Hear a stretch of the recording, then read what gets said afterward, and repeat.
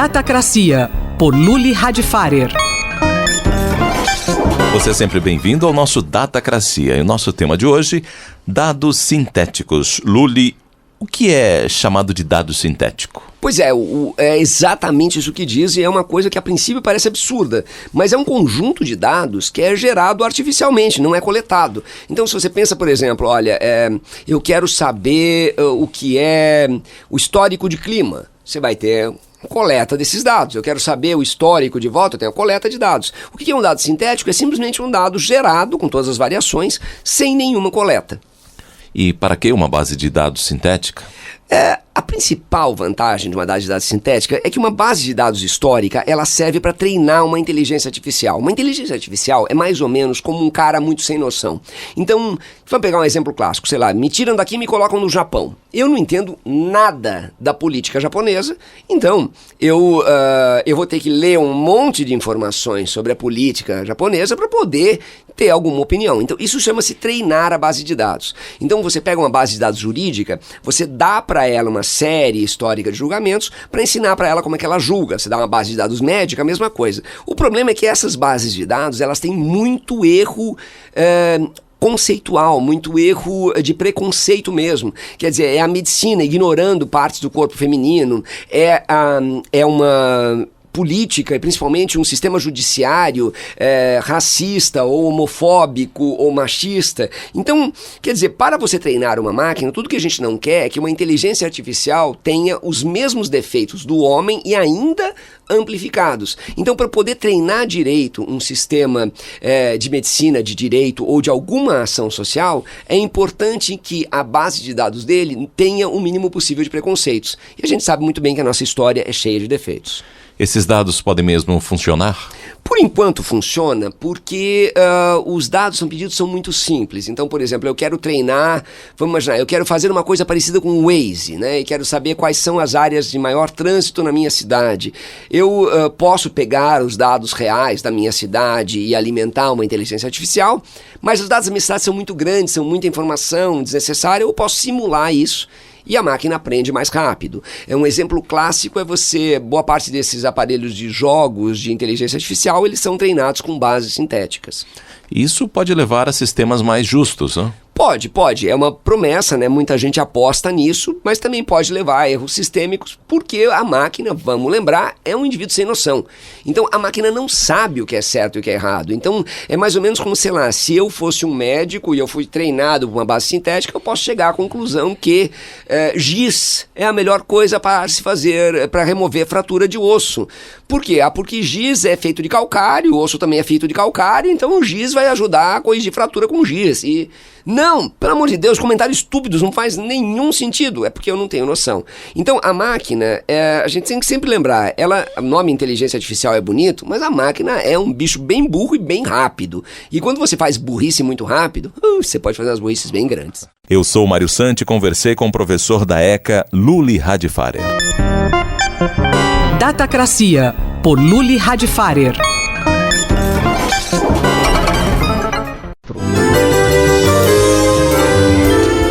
Bibliomania, por Marisa Midori.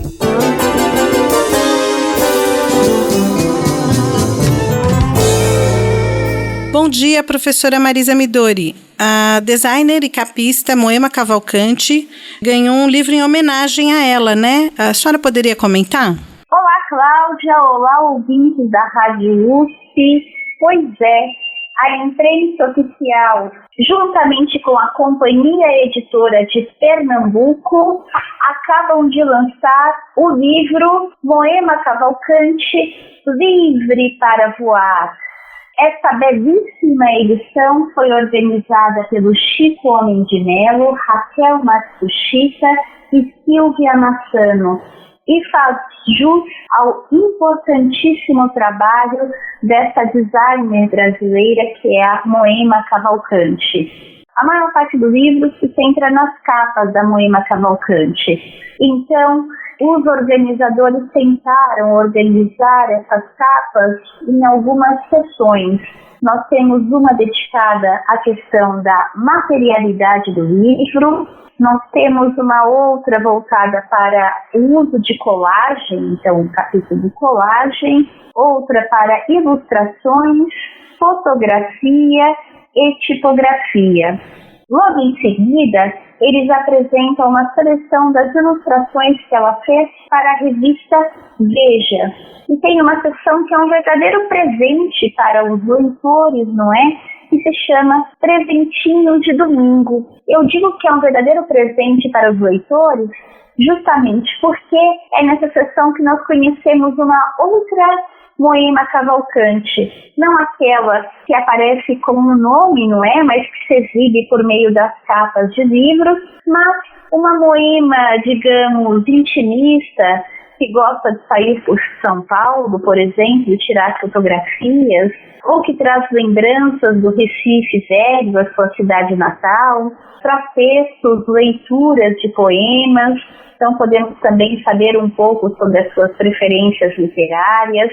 Ela se apresenta aqui de forma artística, mas ao mesmo tempo muito humana, não é? Ao contrário da Moema fria que nós vemos nas capas dos livros, não é? Ou seja, só aquele nome, aquela assinatura do direito autoral da arte. Quais são as capas mais marcantes da Moema Cavalcante? Bem, aqui nós descobrimos que a Moema fez mais de 1.700 capas. Mas é claro que capa de livro é aquela coisa que você entra na livraria, olha e ela te conquista, não é? Geralmente, acho que muitas pessoas que gostam de livros fazem isso. Quando a gente pega um livro, a gente olha a primeira capa, vai para a quarta, olha o pote, apalpa o livro, demora um pouquinho para entrar, você fica ali preso no objeto. E no caso da Moema Cavalcante, isso aconteceu comigo quando eu ainda era uma estudante de graduação de História aí na USP. Eu vi numa banquinha, lá no Departamento de História, a série Os Sentidos da Paixão, do Adalto Novaes.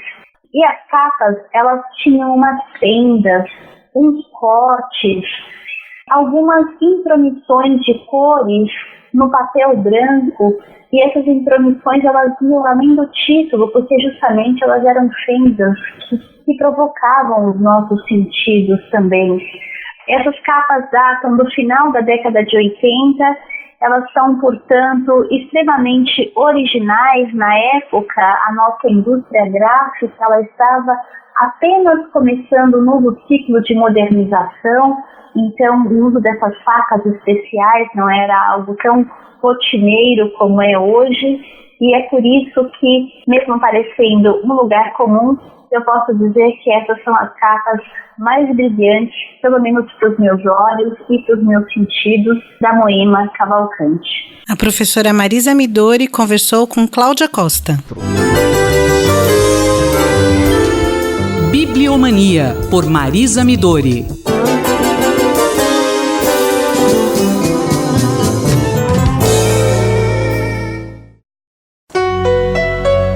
Entender Estrelas, uma viagem pela astronomia, por João Steiner.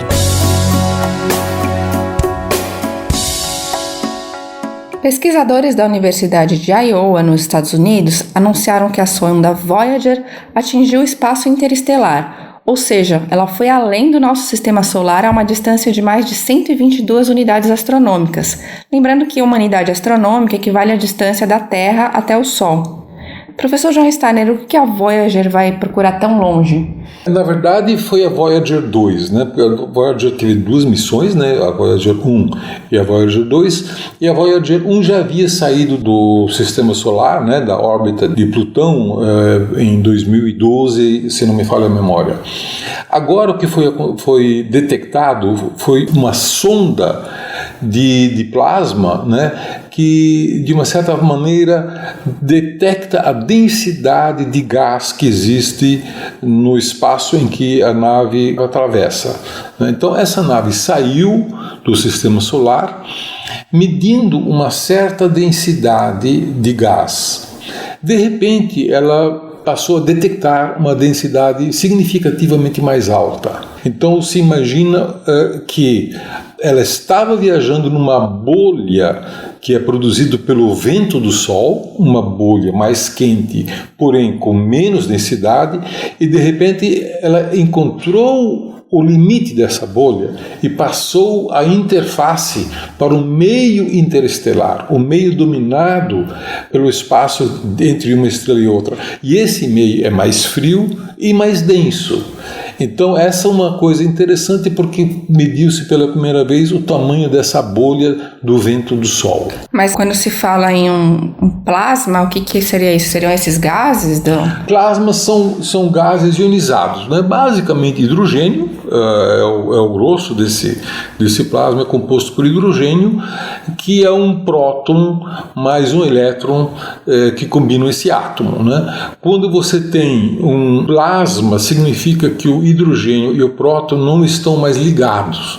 Então você tem duas partículas agindo cada uma por si. Então é um gás ionizado. E gás ionizado é sinônimo de plasma. Tá certo? Então, a capacidade de detectar esses plasmas é mais fácil do que um gás neutro, porque um gás de plasma ele tem uma propriedade eletromagnética mais sensível, é mais fácil de detectar. Bom, isso significa que a missão está cumprindo provavelmente o que ela se propôs, que é... Você perguntou o que essa nave foi fazer lá, não é? Uhum. A nave foi planejada para visitar vários sistemas planetários do Sistema Solar. Então ela visitou o sistema de Júpiter, visitou o sistema de Saturno e depois, além de passar por Urano, Netuno, não passou por Plutão, mas ela, de uma certa forma, continuou por inércia a viagem para fora, tá certo? E com isso, é claro, depois de uma dezena de anos, ela acaba saindo do Sistema Solar e explorando regiões fora do Sistema Solar. Isso estava planejado? Já se imaginava que aconteceria? Isso estava planejado, mas não era propriamente a missão dela, né? A missão era estudar os sistemas planetários do Sistema Solar. Então o que vem agora é lucro de informação. É lucro de informação, né? E é muito curioso que acabaram descobrindo algo que não se suspeitava, né? De que existe essa bolha em torno do Sol, uma bolha muito grande, que vai muito além da órbita de Plutão, né? Que é uma bolha de gás quente e rarefeito, e que é produzido pela injeção de energia do vento que vem do Sol. Mas isso tem um limite. E quando a nave passou por esse limite, ela detectou um gás de natureza diferente, mais frio e mais denso. E isso é interessante porque mede finalmente o raio da bolha do vento do Sol. O professor João Steiner, colunista da Rádio USP, conversou comigo, Luísa Caires. Entender Estrelas, uma viagem pela astronomia, por João Steiner.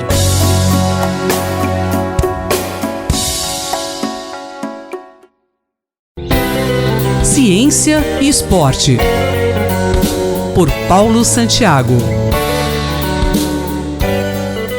Professor, um livro de 2018 da editora Splendid tenta fazer essa aproximação da biomecânica e suas aplicações no esporte.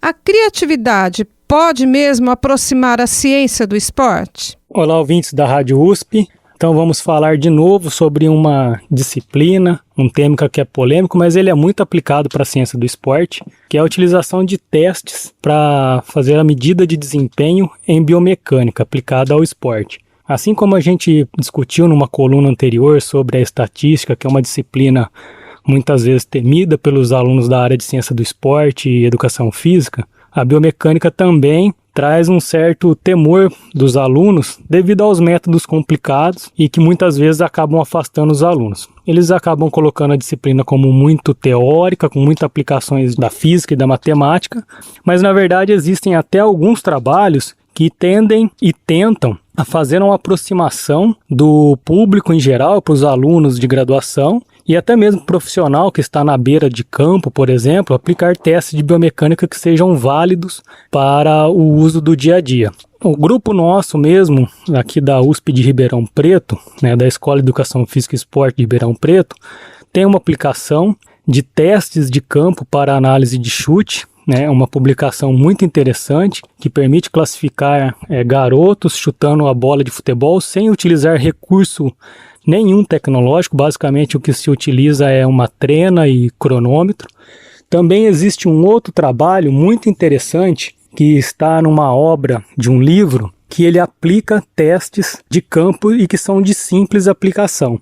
Todos eles baseados na biomecânica. É uma publicação de 2018 da editora Springer. Então, quem tiver interesse, basta procurar pelo livro Biomechanics of Training and Testing.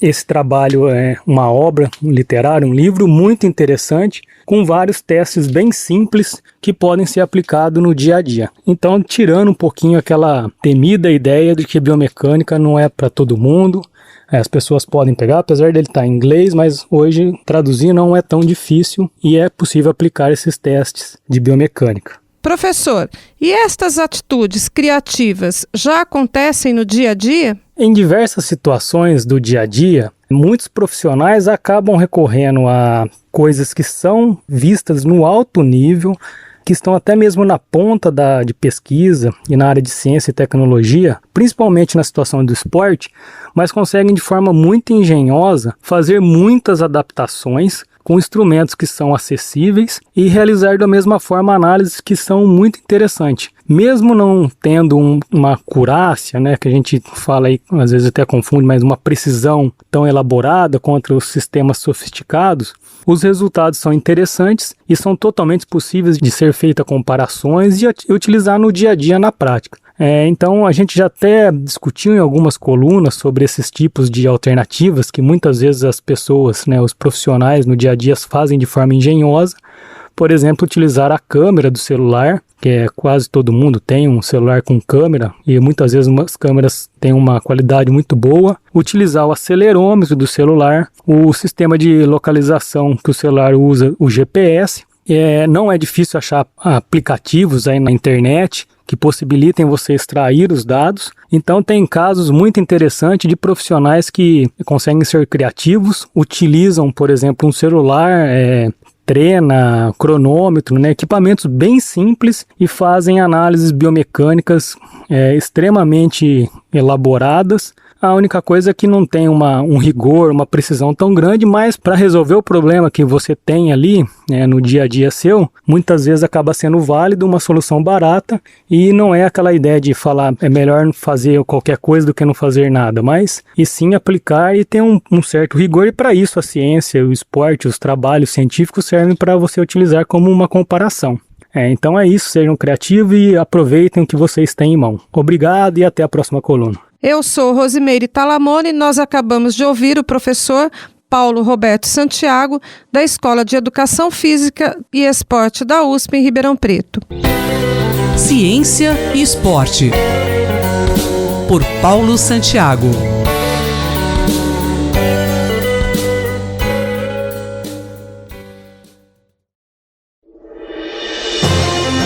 Conflito e Diálogo, por Marília Fiorilo.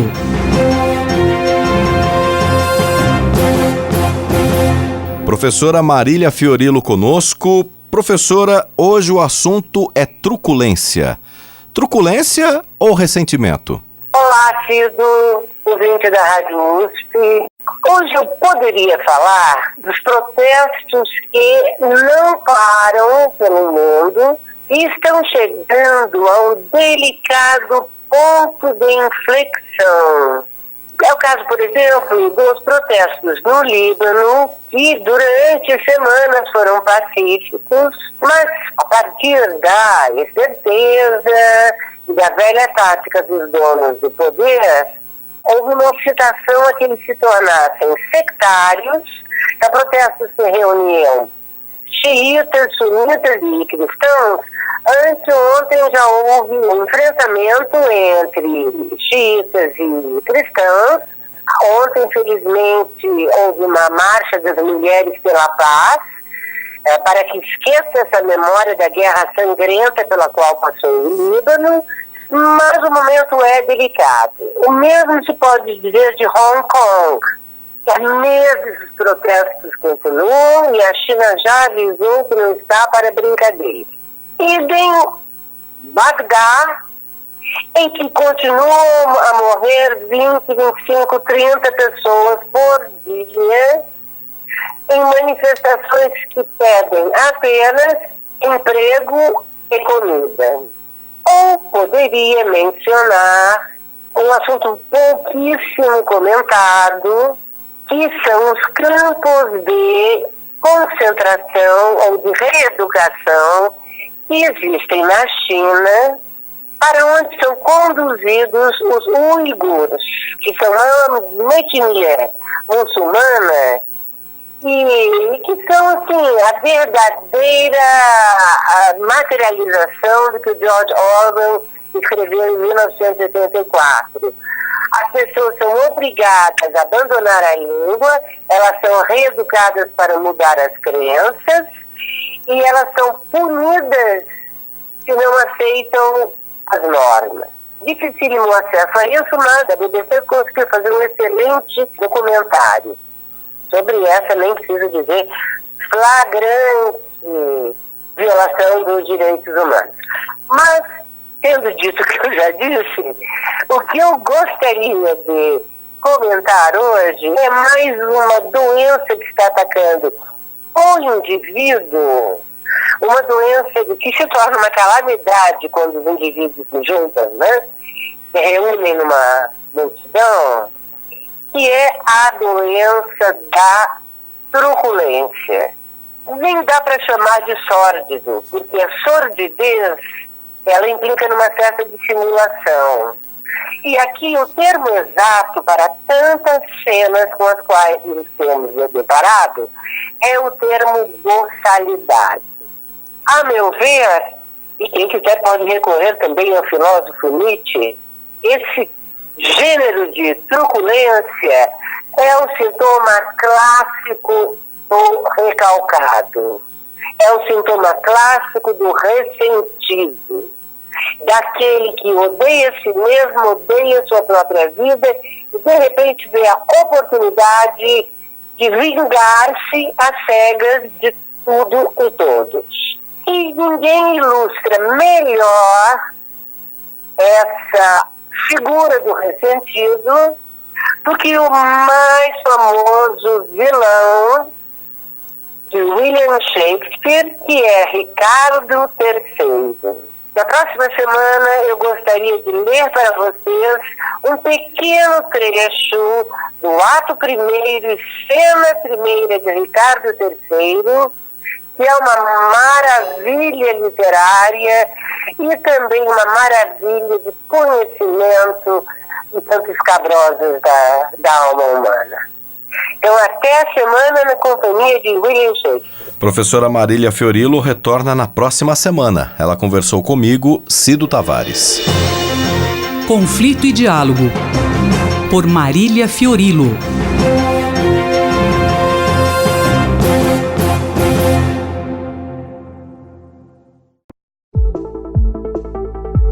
Educação e Direitos.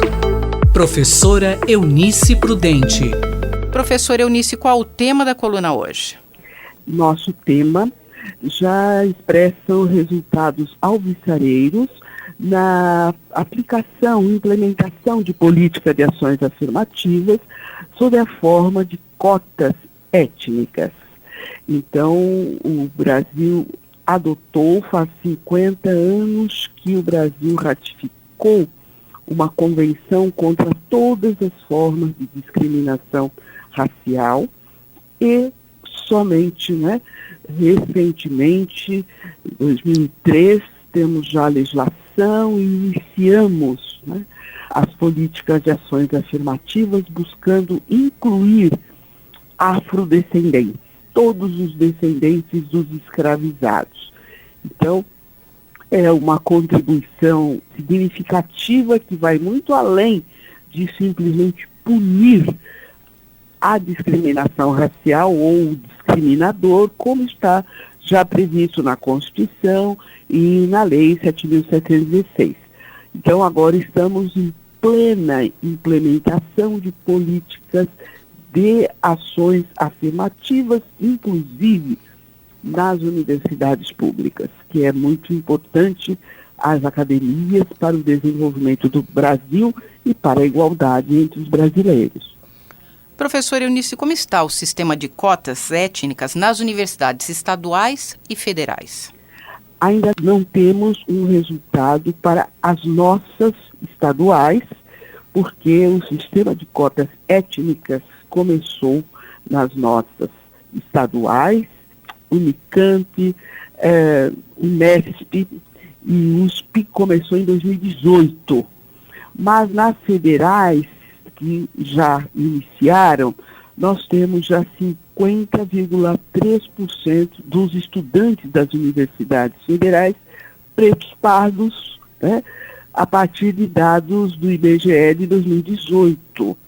E temos também 28,8% dos jovens pretos pardos com idade de 18 a 24 anos, né, que é a taxa que expressa evasão escolar. Então, se atentarmos para a questão da evasão escolar, vamos aumentar o número destes jovens pretos pardos nessas universidades públicas.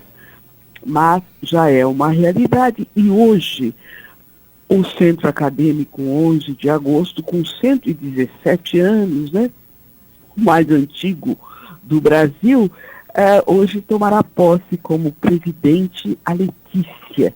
Letícia é uma jovem negra, né, liderança lá na Faculdade de Direito da USP, e ela advém das cotas sociais, porque ela já está no 5º semestre, já está lá, né, para terminar o curso. Então ela vem daquelas cotas sociais que a USP já começou, via SISU, e agora mostra um lado muito positivo e de inclusão de afrodescendentes na Universidade de São Paulo, inclusive. Eu, Simone Lemos, ouvi a professora Eunice Prudente. Educação e Direitos. Professora Eunice Prudente.